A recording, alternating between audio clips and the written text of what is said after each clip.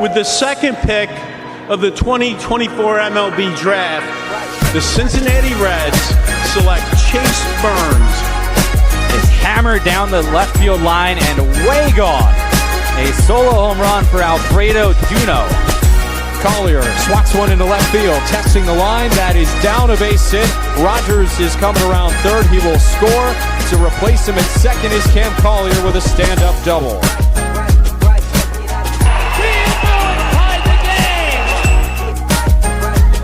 Find it short, up in the air. Arroyo steals a base hit. The swing and a fly ball down the left field line, hooking toward the corner. It is a fair ball, and it is gone.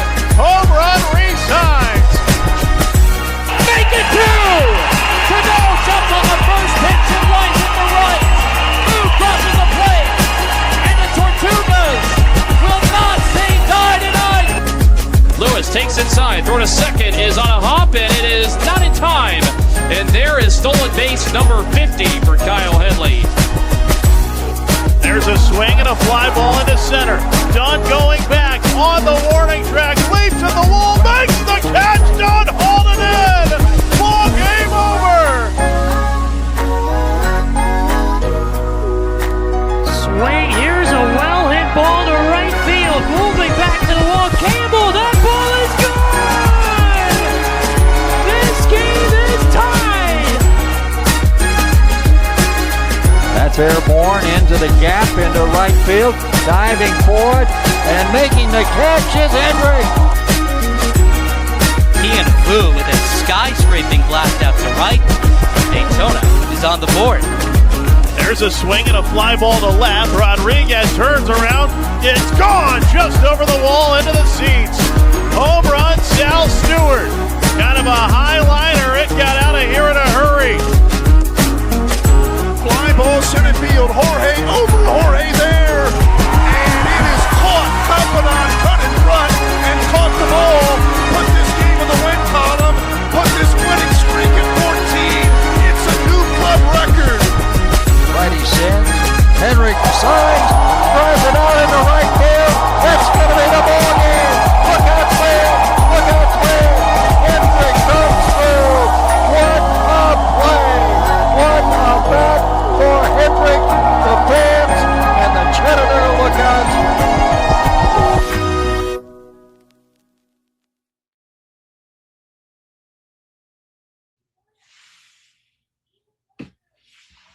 Welcome to Minor League Monday, a Cincinnati Red minor league podcast where we cover everything from Louisville to the Dominican Summer League. And Ricky, we're finally here. We are covering the Dominican Summer League. We talk about how we cover the Reds, all levels, all the way down to this little known, not really a lot or very well reported part of the organization or in baseball in general because A, it happens in the Dominican Republic. B, a lot of these guys are basically high schoolers still, 16, 17, 18, 19 years old playing baseball in a country that does not have, the most transparency and stuff like that. And we can talk about that in a little bit. But yeah, how have you been? Doing all right. Yeah, it's about time we get to talk about these guys. We've been talking about it just between me and you for months now, just waiting for when the season starts, and a lot of the guys that we had signed this year, getting to see them in action for the first time in a Reds uniform and in the organization. They've been gracious enough, a few of them, to have some messages between us and social media. So, yeah, to finally get to see them play, it's gonna be a lot of fun. Absolutely, just like the ACL, their season's really, really short, but it happens at a time when, baseball's in full swing. So it's great to kind of get into this finally and talk about these guys.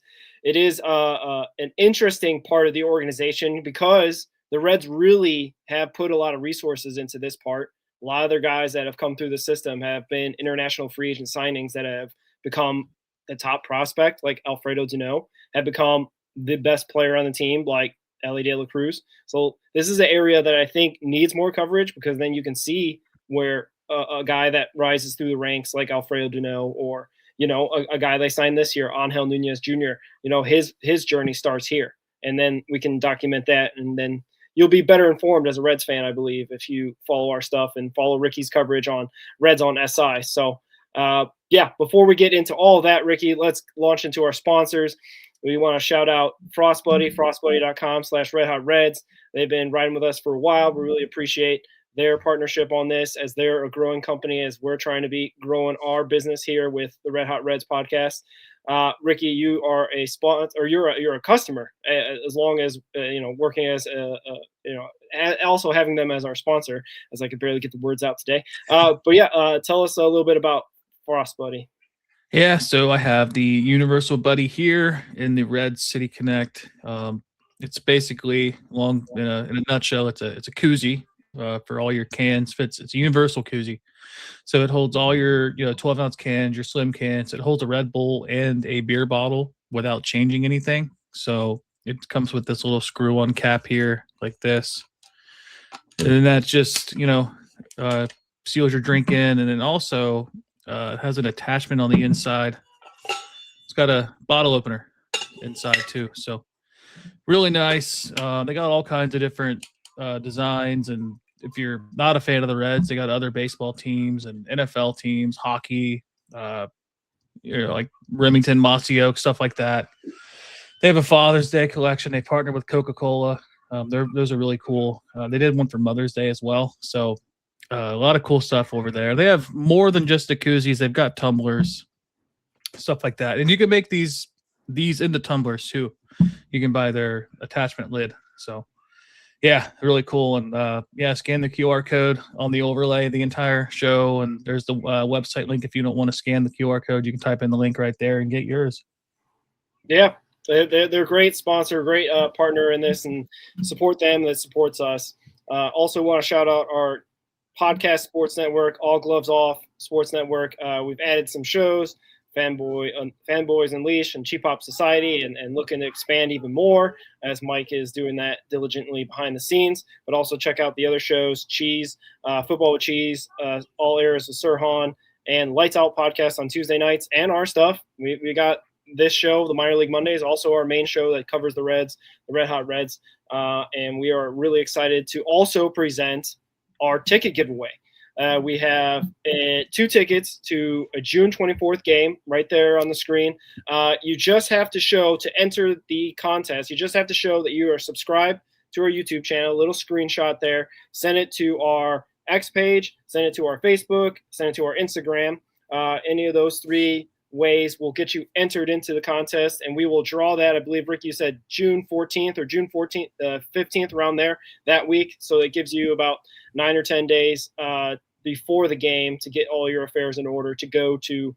It's a Wednesday game, but because it's a Geno bobblehead giveaway day, probably the crowds will be crazy, as Ricky has experienced himself and myself, that whenever they give away bobbleheads, it feels like whether it's Elly or Geno or whomever, maybe not so much with Brian Hayes. But anyway, it's usually a pretty big crowd, so get out there early so that way you can claim your bobblehead.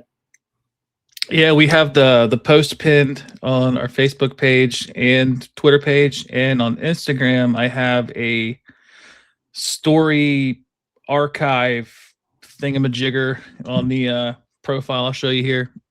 Ticket giveaway. Just click that. I think you can reply to that with the screenshot, or you can just DM us a screenshot. Either way, whatever is easiest for you. Just prove that you're subscribed, and then we'll have you in a we'll make it fair. We'll have a drawing, whether it's either a spinning wheel or just a random generator. We'll do one or the other, and yeah, get your ticket, because it's gonna be a packed house. I'm gonna guess, because I mean we went to the Elly bobblehead last year, and we sat there. I got there at, I think gates opened at 6 o'clock, and I got there at 4:30, and I was around the street, so it was pretty crazy. Yeah, and we also want to thank everyone that has subscribed because of that. Really appreciate it. Helps us grow, and we will get you those tickets after that 15th deadline. Make sure you get in your entry. Just send us that screenshot, and you'll be entered. So yeah, we should probably make this clear too. I forgot to even think about it. You don't have to be a new subscriber. You can be an old subscriber. You can be an OG day one. Just take a screenshot proving that you're subscribed. It doesn't have to be new subscribers. It's for everybody. Very good point. Very good point. Because we've got some OGs out there that we really appreciate as well that check us out every time that we go live or we have recorded or we got some silly, clips and stuff like that we put out there. So we really appreciate everybody out there. But yeah, let's get into it, Ricky. The Dominican Summer League, DSL Reds. The Reds really, really have invested in this part of their organization, so much so that they have two teams. It's not just the DSL Reds. They got the DSL Rojos as well. So they have, they got 20 some guys on each team, 40 to 50 plus players that are considered Dominican Summer League players for them. We're going to try to break down some of the ones that we have learned about, ones that we have just signed recently and hoping to see this summer to play for DSL Reds or Rojos. But yeah, it's kind of an interesting part of the organization as well because it's not very well covered. There is some sort of lack of transparency with Dominican players. There was just a news item just recently that the Reds had a pre-agreement, which I'm not sure how this all goes down because it seems like it's kind of a bit shady on its face as well. A pre-agreement with like a 13-year-old, a 14-year-old player that was for like $2 million that was broken because the guy or the kid was somewhat doping or something. It's just kind of some kind of back channel stuff that kind of happens sometimes with this Dominican signings and stuff like that. This is not going to be a show where we debate kind of what MLB and or Dominican baseball executives should or shouldn't be doing. We're just kind of pointing that out that this is kind of a part of the atmosphere of the Dominican Summer League. Not something that a lot of teams, I think, hopefully are practicing in those kind of dark arts and those backroom deals and stuff like that. But hopefully maybe with more light on the subject, more disinfectant to maybe get rid of these kind of shady characters, maybe that will help. Not saying we're kind of doing that kind of thing. We're no investigative journalists. We just cover the team and we like to support our guys and make sure that they are well supported and get their shine when they earn it. So I don't know if you have any thoughts about kind of what goes on there down south in Dominican or whatnot. Yeah, it's just, it's such a different world down there, like literally and figuratively. Like it's just, the way like baseball is their way to get to the United States and to have, freedom. And, it sucks because they're kids in truth of it. And we don't know how they're being handled with the situation. You don't know. Obviously, it's not the kid's decision to go out there and dope or whatever. It's just shady characters, and there's a baseball player. I can't remember who he is. I want to say he's on the Phillies, but I don't know. He doesn't wear pink on Mother's Day, or he doesn't do blue on Father's Day because his parents basically ripped them off, stole a bunch of money. And it's not just a Dominican Republic thing. It's anywhere. But it gets kind of exacerbated down there because they're kids. And truth be told, like there's a lot of talent in the Dominican Republic for baseball. I mean, you look at the Hall of Fame. There's a lot of people from down there that are just incredible baseball players. Just to name a few, Albert Pujols. Just incredible talent. And I don't know how much more I want to expand on that, but it's a shame because at 13 years old, it's not the kid doing this. And you also hear about people, lying about their ages, fake birth certificates. There was a player for Cleveland a few years ago, maybe like 6 to 8 years ago, that they found out he was like 3 years older than what he actually was. And yeah, it's a shame that people use these kids like that. For sure. It definitely is not the best part of baseball. And you're right, this is their way out. But also at the same time, it does not just exclusive to Dominican baseball. Big business attracts sometimes this shady behavior, practices, and stuff like that. There was a Columbus Blue Jackets player, just recently, a couple years ago, or maybe more recent, where Jack Johnson, I believe is his name or whatever, he was getting ripped off by his parents financially. So like it happens when there's big money involved. Sometimes people tend to, see that and it makes them do things that they probably shouldn't. Now, is that happening everywhere in every single situation with Dominican players?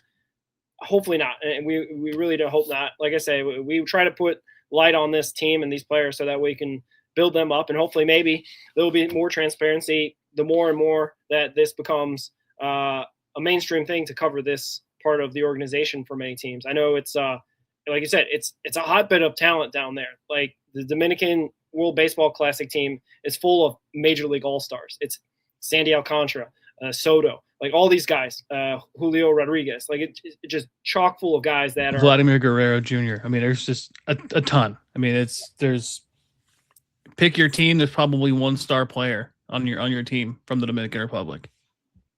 Yeah. So getting into that, we've got a bunch of stars down there for the DSL Reds and DSL Rojos, a bunch of guys that have been signed in free agency that's we talk about a lot in this show, that the Reds, it's almost kind of like a little bit of a holiday when it hits about January 15th of the new year. International free agency signing happens, and the Reds are very much they put a lot of resources into it to get one of the top guys. For example, Angel Nunez was the number 6 overall international free agent signing for this 2026 period. So the Reds are really invested in this kid who I think just turned 18, I believe, maybe a couple months ago or a couple weeks ago. I can't remember exactly. I think it was beginning of March, I want to say. But anyway, point being is that he's going to be a guy that we're going to keep an eye on for DSL and DSL Rojos.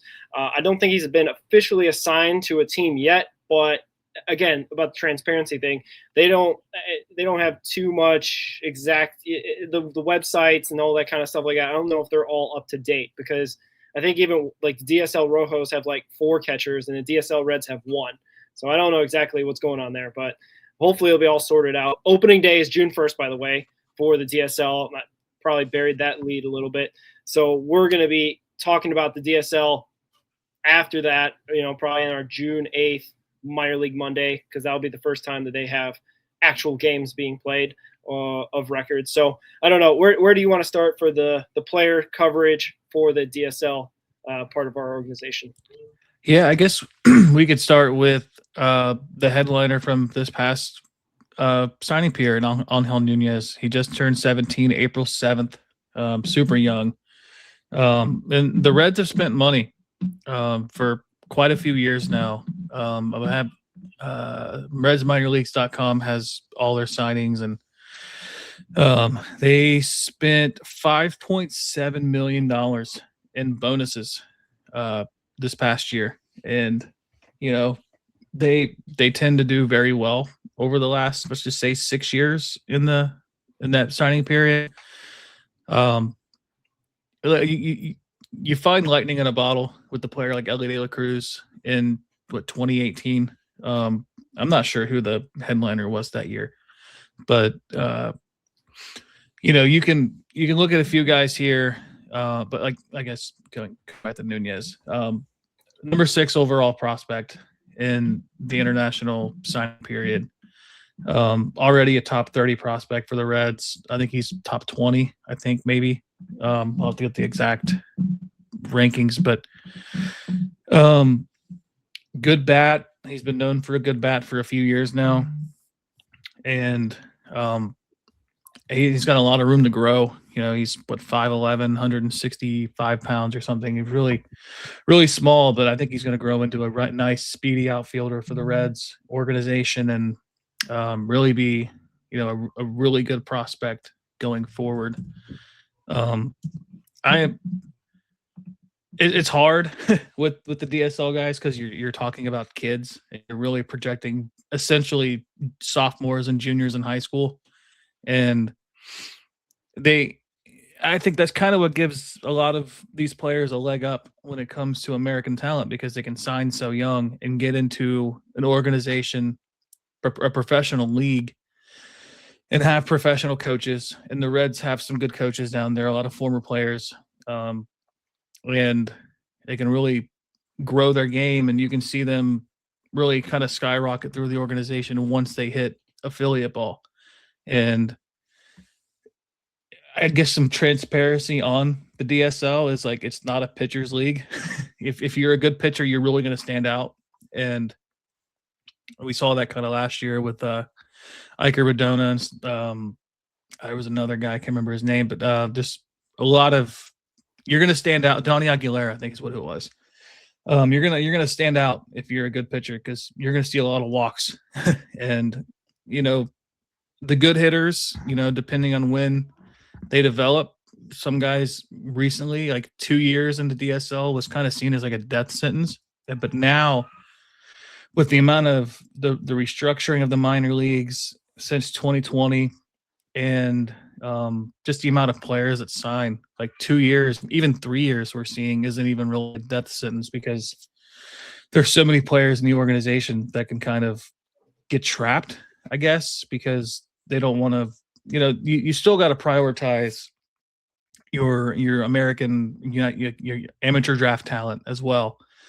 So it's a balancing act. We're going to talk about a guy who's going into his third season later on in the show, and it's not a bad thing anymore because we saw that with Adolfo Sanchez. He played his second year last year. He grew into a great player, and if we would have went by his first year at DSL, you're like, oh man, this guy's really not as good as we thought. But when you see him make adjustments and learn the strike zone and everything else, they become really good players. But yeah, Angel Nunez, I guess you can kind of expound on him a little bit more. I am really I'm excited about him specifically just because I like his speed and hitting. He's probably not going to be the biggest power hitter, and it's kind of hard to hit home runs down there too. It's big fields, but really good talent. He's the Reds' 25th overall prospect, 5'10", 160 pounds. Yeah, just a couple notes. The 2018 class that you had mentioned with Elly was an interesting class because there's notes here that the Reds got penalized for overspending in the international free agency window in 2016. So they had some sort of penalty going on where they couldn't sign players for more than $300,000 per player, which limited their pool obviously a lot. But that kind of was a somewhat blessing in disguise because they ended up signing Elly for the 66,000 or whatever, 65,000. And also Luis May was in his class with a bunch of other guys, Jose Franco as well. So despite the fact that they were under penalty for the 2018 class, they got lucky. They got 3 gems, and that's kind of it's kind of mind blowing to be honest. Looking back on it, we probably have a whole podcast about free agency signing for international free agency signings for the Reds, and that might be an off-season project for us. But anyway, getting back to Angel Nunez Jr. Yes, he was a highly touted prospect, kind of a wiry, small kid, not necessarily a massive. What is he here? Just had him here.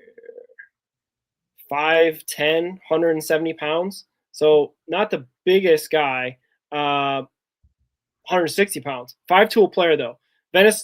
Dominican Republic, outstanding plus speed, plus arm. So he could be a potential center fielder in the future, that Carlos Jorge type of player, unless he, maybe he bulks up and grows. Like the kid, like you said, just turned 17.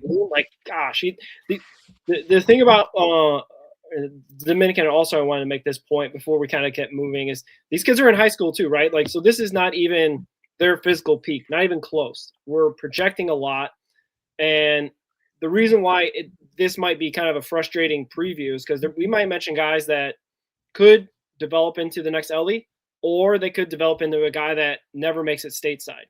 And there's also a weird correlation because when I was doing research on the DSL, when Elly was in the DSL, he never hit over like 250. So there wasn't like this, the guys that light the world on fire are the guys that are going to end up being for sure all-star MLB players for 10 years. Because also I think Aristis Aquino never hit above 200, and he ended up getting over stateside and having his splash as a Red as well. So all this to say is that there could be a lot of hit and miss here because a lot of these kids are developing at different speeds, may have different personalities and things that may allow them to become the player that becomes a Cincinnati Red, or become at least a player that plays in the States. But then there's also some things that could come up where the kid just never pans out, maybe for injuries, maybe consistency, maybe lack of development, all those kind of things. That being said, there's a lot of upside to a guy like Angel Nunez Jr. Both bats lefty and throws lefty, which is, a bit of like a TJ Friedel type of project maybe they have going on here. He does, though, project to have power and also a hit for, average as well. So this is a guy that could be the next great Cincinnati Red, or, you never know. This is why we're going to preview these guys and fall through and see what ends up happening, because there could be a guy that comes out of nowhere, like Elly De La Cruz, and it sets the world on fire when he comes stateside and becomes what he ends up becoming, or he could not. It's very kind of interesting part of watching these guys at this age, being high schoolers. Man. That's the thing that just keeps coming back to me. Yeah. MLB.com has a little scouting report on him. His scouting grades are 50 hit, 40 power, 60 run, 55 arm, 55 fielding. So above average in a lot of categories, kind of average in hitting, but he's 16 when he got signed. They say 5'10" spark plug. Nunez already has shown to field a hit with advanced approach at the plate. With an open and upright stance, Nunez uses his quick hands to propel the bat through the zone, showing an early acumen at spraying line drives to all fields. Well, he isn't that big. There is some power for him to grow into, though it will likely be a hit over pop profile. He's a plus runner with some recorded elite level 60-yard dash times. He has the ability to use that speed in the base pass, stealing 9 bases and 10 tries in the World Cup. And in the outfield, he combines his wheels with excellent instincts to track down balls in the center, where he'll be able to play for a long time with his strong arm, as an added bonus. So good arm, great speed, probably going to grow a little bit. He's 16. He could, approach that 6'1" height, and just, we saw that with Elly. He was like 5'9" when he signed with the Reds, and he grew into 6'6". So just, you never know. You're signing a kid, but with the speed that he has, I think that's going to help carry him through the organization as well. Yeah, absolutely. It was kind of a big deal this January when he did sign, being the number 6 overall international free agent. And it bodes well for what, at least all the tools that he has, could be a really well-rounded outfielder for us, and we hope so. Another guy. So my favorite part about the scouting report, it says he brings high energy and swagger. So hey, we know a guy like that. Yeah, we know a guy like that. Yeah. Another guy. Yeah, right. He's pretty good. Another guy I wanted to talk about is Angel Celio. He's another guy that is another international free agent signing, a top free agent signing for us back in 2025. And he has really kind of panned out to be a decent DSL player. I believe this past season he slashed 331 batting average, 402 on base, 507 slug for a 909 on base plus slugging, which, like you said, it's hard to slug in the DSL. These kids are young, so they're not necessarily the strongest point of their maturity. And at the bigger fields that are, sometimes they're just fields. Sometimes I feel like I've seen a couple DSL games where they may have a fence there, but it may not be the biggest thing out there. So, but anyway, Angel Celio is got a long, lengthy frame, like another guy that we know that plays for us at the moment. And he is also another top 25 prospect for the Cincinnati Reds. Could play third, short, or second for the Reds down the road, or in affiliate ball. But, he's already at what age? He already just turned 18 in February. He is 6'2", 170. This is his second year, and like you said, it's not necessarily a mark against him if it is going to second year. Really hope that he has a good season and he can come stateside maybe at the end of the DSL season, maybe Bridge League, like you said, with some other guys. But he was listed as a shortstop when he first kind of got signed, but he spent a lot of time at third base in 2025. I guess 33 games. Yeah. So, and it's 17-year-old slugging 909. I think he's got a lot of upside, and he seems to have kind of a build that already, he's long and lean, just fills that out, can be a really big, Tyson Lewis type of body type going into a Philly ball.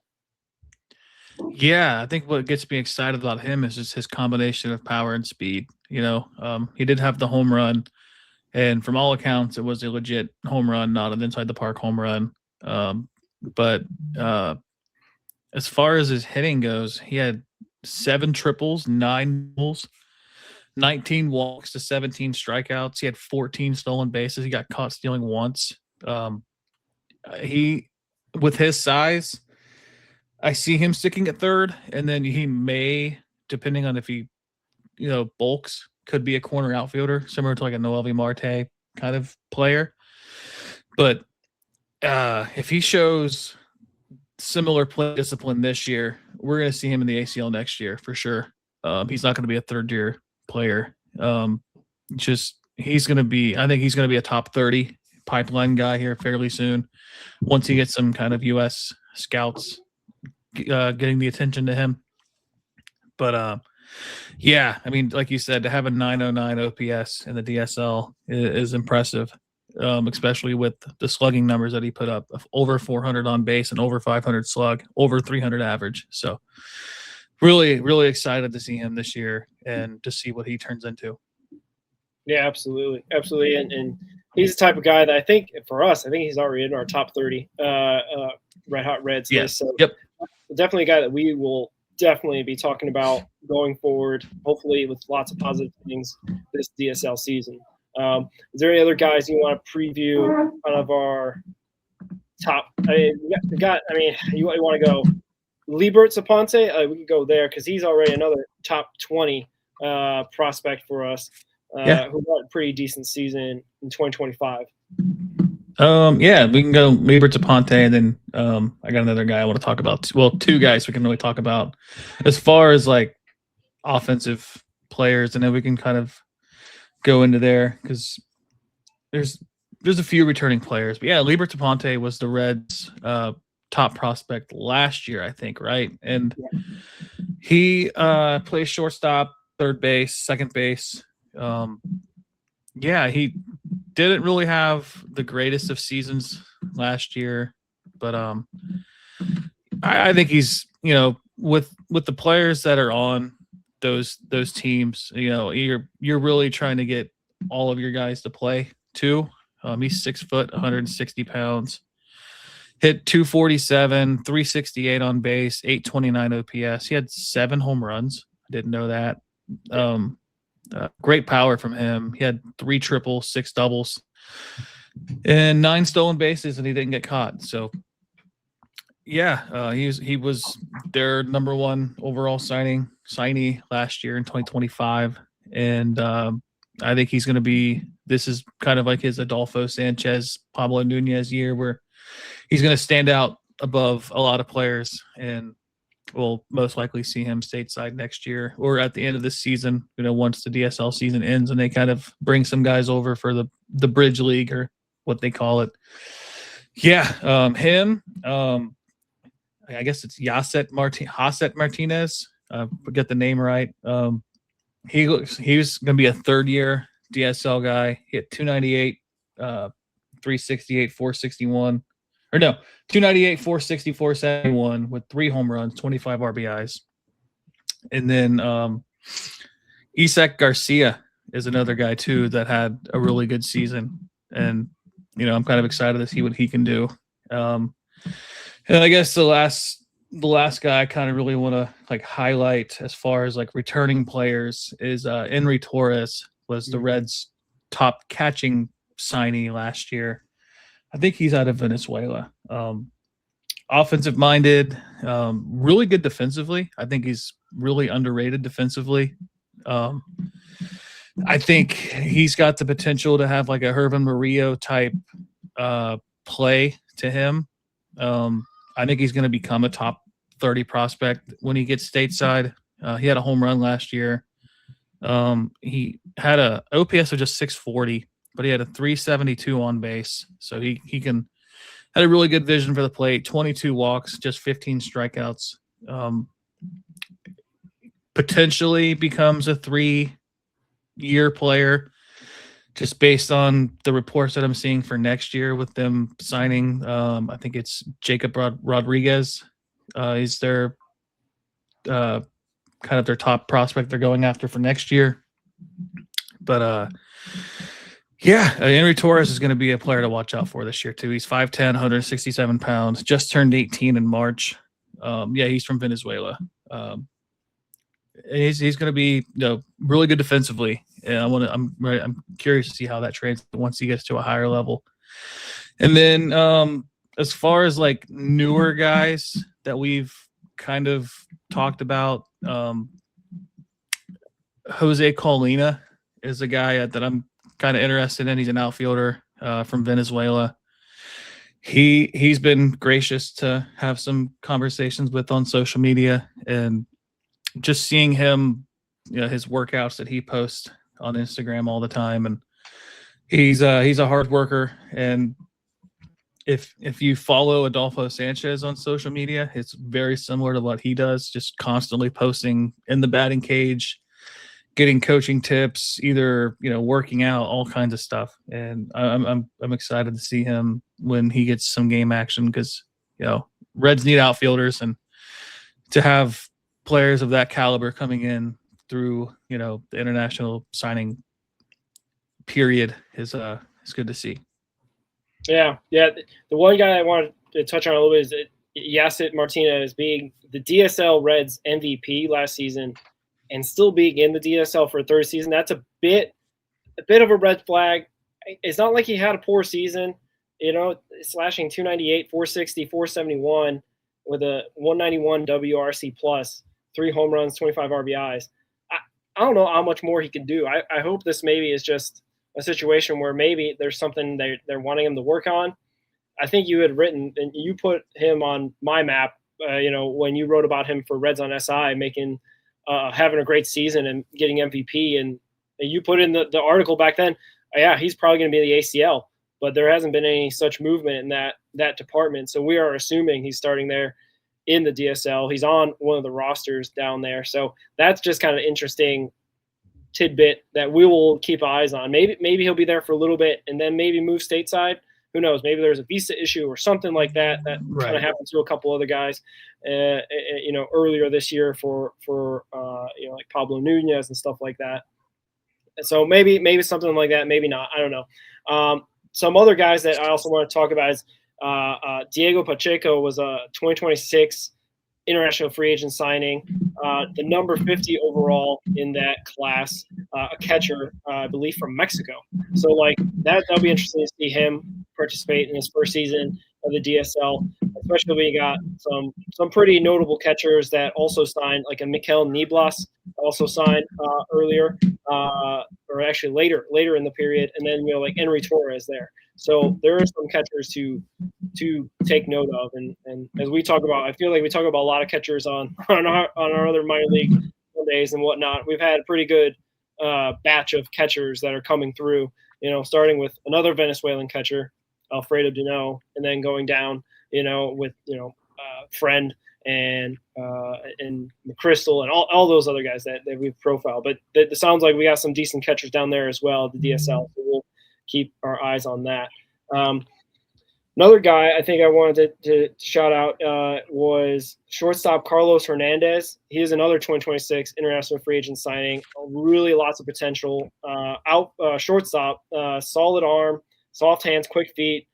He is more hit for average than for power at this time, but he seems to be a really, really solid shortstop. Not necessarily the fastest guy, but seems to have good defensive technique that he will hopefully translate to as he grows into his body, a little bit more strength and power and speed as he goes along. But that's another top 2026 international free agent signing that will be playing his first season in the DSL.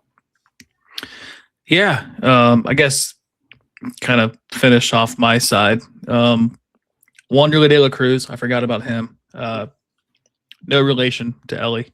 Yeah. He has really good speed. Didn't really hit the greatest for average, but he had some slug. He had 377 slug, 421 on base. He had 29 walks to 25 strikeouts. He had 6 doubles and 4 triples. And he was just a one-year player. Last year was his first year, I guess, in short. And then as far as pitchers go, kind of some returning guys. Luis Cruz, 6'3", 19-year-old. He turns 20 in August. Had a 5.26 ERA last year. Kind of struggled with the walks. 24 walks to 18 strikeouts. Had a 3.11 average against him. So, like I said earlier in the show, like pitching is really hard down there just because you're young and you're just learning how to pitch. And I'm assuming he's probably got some decent velocity. Another one is Starling Alberto. He had an 11.5 ERA last year. Just turned 18 in January, and he only pitched 18 innings last year. 27 strikeouts, 34 walks. So the walks were what got him because he only had a 183 average against him last year. So I'm hoping to see some growth out of him this year. He's a nice sized kid. He's 6'1", 185 pounds. Just like I said, just turned 18 out of the Dominican Republic. And I wish we had more ability to see like StatCast numbers or like just velocity and stuff, because I want to see if that's the reason for the walks, if they're just trying to gain velocity and like just over pitch, because we saw a guy like Iker Radona last year really take command over the strike zone, became a DSL all-star, and I think he was just a 1-year player in the DSL and he got moved up quickly, and I think he's just turned 18. So interesting to see what happens there. And yeah, going back to Jose Martinez, I'm curious if it is a visa issue, because we saw that with Pablo Nunez to start this year. He got to Arizona really late, and it's unfortunate that that's what that comes down to.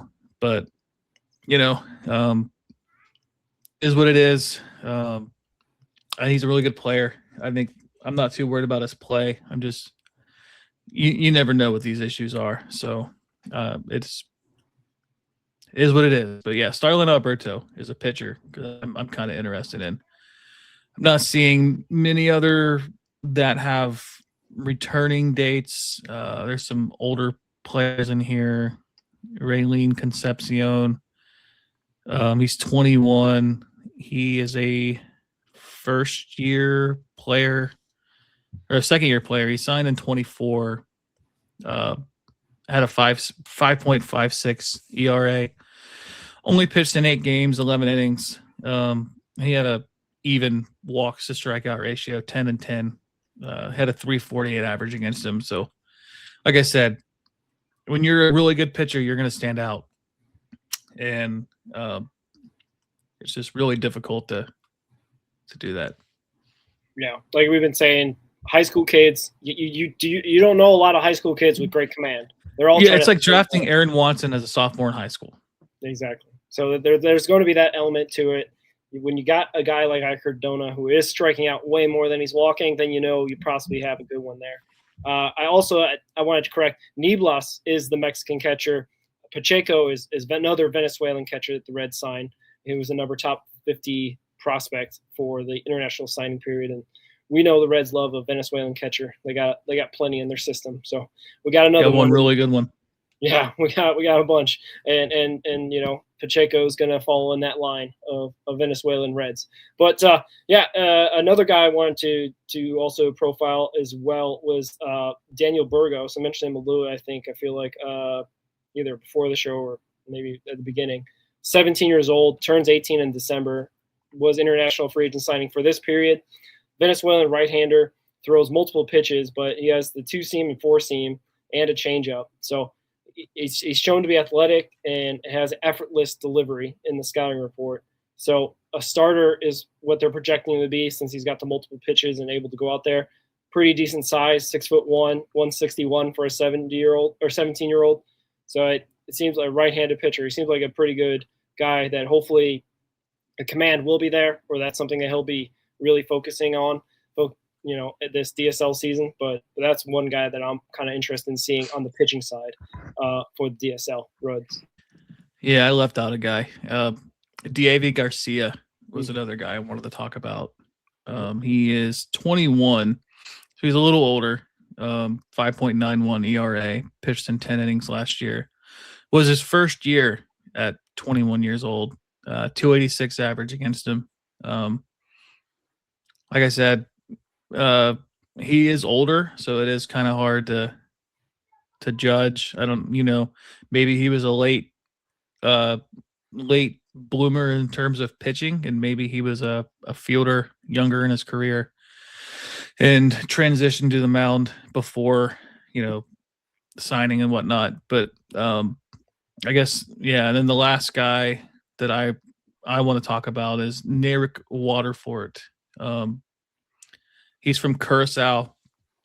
Played an 87 at bats last year, 299 average, had an 892 OPS, had a couple of home runs, had 8 doubles, 3 stolen bases. He had an even strikeout to walk ratio. Going into his 3rd year in the DSL, 20 years old. He turned 20 in March, so he's still fairly young. It's like I said earlier, it's difficult to project these guys, but we're just kind of throwing names out there. The way you guys are kind of informed on like who these guys are. That way, if they make a stateside debut and they kind of catch lightning in a bottle, you go, oh, we heard about that guy, or kind of give you there's a little background on who they are, which is really what all you really can do when talking about the DSL. But yeah, Waterford had a really good season last year. Massively improved over his first year. 2024, he had a 188 slug, a 521 OPS, and hit 125, struck out 16 times, 9 walks, and that was in 48 at-bats. In 87 at-bats last year, hits 299, strikes out 2 more times than he did all of the last season, and he walked double the amount. So we saw a massive improvement over his first season, which is what you hope for with these guys. When you see those steps, you see that you have somebody. And he's small. He's 5'10", 154 pounds, plays second base. So kind of like a Matt McLean-esque player. And at 20, he'd be a sophomore in college. So he wouldn't even be draft eligible till this year. So if he hits the ACL this year, he's right on schedule with American players. So I'm not, like we said, the 3rd year in the DSL isn't the death sentence that it used to be. Yeah, for sure. You'd like to see a bunch of improvement from one year to the next in the DSL for a lot of these young kids and whatnot. The last guy I wanted to talk about was our Frenchman, our guy that we signed last year in the international free agent period, Jordan Owanu. Another young kid who is only 18 years old and 6'1", 192, first baseman. Only played 15 games last year and hit 196 and basically in 52 plate appearances. So hopefully he gets a lot more playing time this time, being his 2nd time around, and maybe he's in the ACL next season as our first, I think, potential ever French Red. So that'd be kind of cool to see if he can put it together and do that. Yeah, he seems like a good dude as well. I've had some conversations with him on social media. So it's all you can really hope for. Whether they pan out or not, these are human beings we're dealing with, and I think the Reds have done a really good job at not only finding good players down there, they've done a really good job of finding just good people too.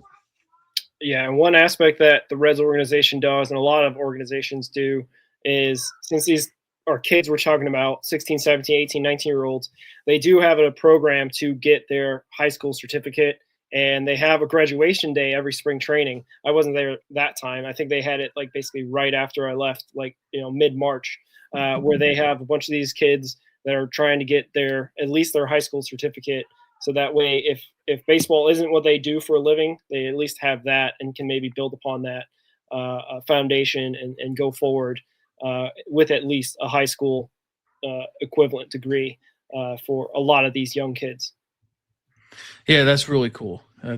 a kind of a lost aspect of what we're doing here, because these are high school age kids, and you're taking them away from their education system and you're putting them on the baseball field. So yeah, it is cool. Yeah, graduation day, I think a lot of guys say, is like one of their favorite days of spring training, because they get to see these guys walk across and maybe have a little bit of family members, but at least all the Reds, all the players that are in the organization in Arizona will be able to see these guys walk across the stage and receive a diploma, which is just a little cherry on top for all their hard work as well, not just on the field but off the field as well. Yeah, for sure. But yeah, any other guys you want to shout out before we move on? We'll be talking about a bunch of these guys going forward. We had a couple of DSL All-Stars last season, Adolfo Sanchez, Iker Radona, and your guy Pablo Nunez. So hopefully we'll get a couple more, at least 3 or more this upcoming season. And it should be, I think, a nice aspect to add to our repertoire in our minor league Mondays, is to get a little highlight and shout out to the DSL guys. Yeah, it's gonna be a lot of fun. Yeah, that's about all I have. And yeah, that graduation ceremony is pretty cool. I saw a post from somebody, I'm trying to remember who it was, but they had posted their photo, and that was really cool. Yeah, I think Mark Sheldon, I usually get that like annual post of Mark Sheldon talking about it on his Reds beat writer. What do you call it? Email update or email. Whatever it is. It just comes in my inbox all the time, every single year. It's cool to see. But yeah, it'll be an interesting season. Starts June 1st, so be ready for that. 2 teams, DSL Reds and the DSL Rojos. So what does that add to our teams? We got the Reds and then 4 affiliates. Now we got 7 teams to talk about for the next couple months, Ricky. So buckle up. We got lots of Reds baseball to talk about. I'm ready. All right. Until then, go Reds. Go Reds.